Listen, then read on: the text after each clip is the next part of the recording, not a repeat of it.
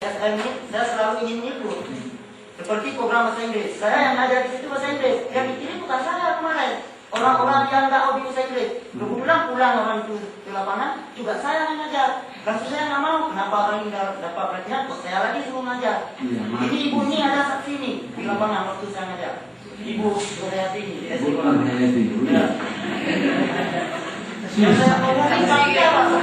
Ya benar Pak, saya juga tahu. Saya juga tahu profil Bapak dan kronologis Bapak sama Pak Sani itu saya tahu.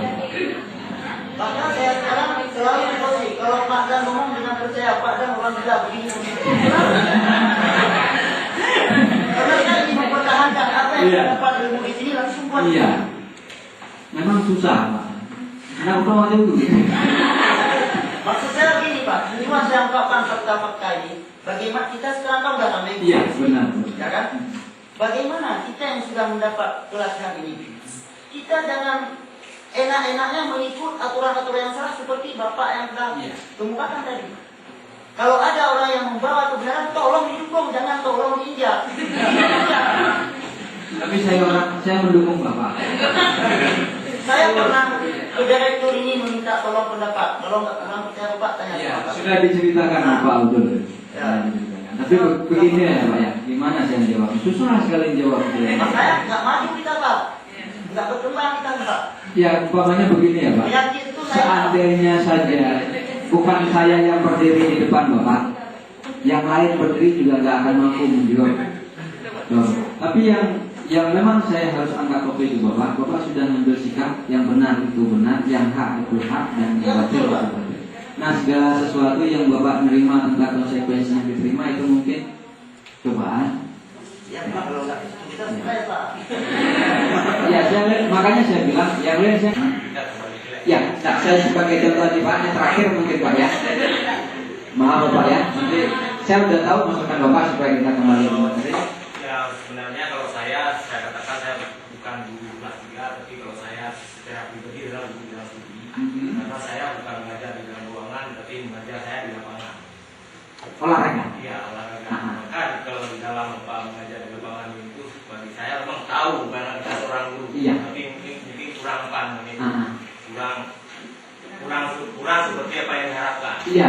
Oleh karena itu saya ingin menanyakan Pak masalah SKL ini. Yang pertama sekali standarnya memang sudah ditetapkan oleh pemerintah. Iya Pak. Kemudian yang disuruh pada kita sebagai guru adalah bisa mengembangkan dari apa yang telah ditetapkan. Iya, dikembangkan kalau bisa dikembangkan ya Pak.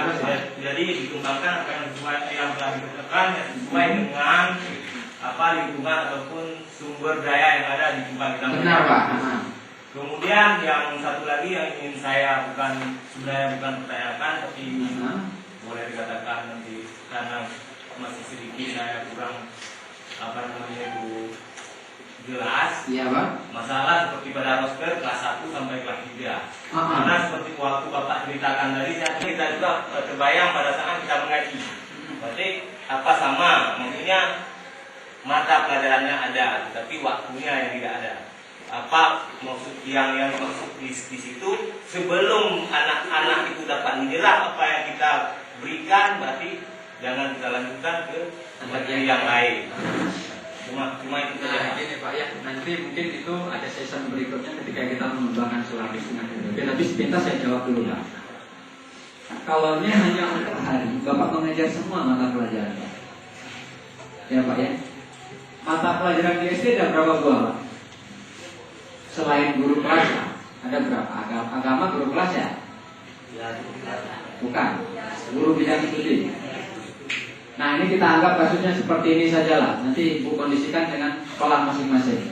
Kita anggap tidak ada guru kelas, hanya guru wali. Dia mengajar semua mata pelajaran. Ada berapa pelajaran semuanya? 10.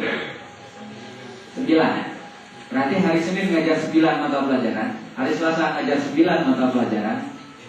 Hari Rabu mengajar 9 mata pelajaran. Hari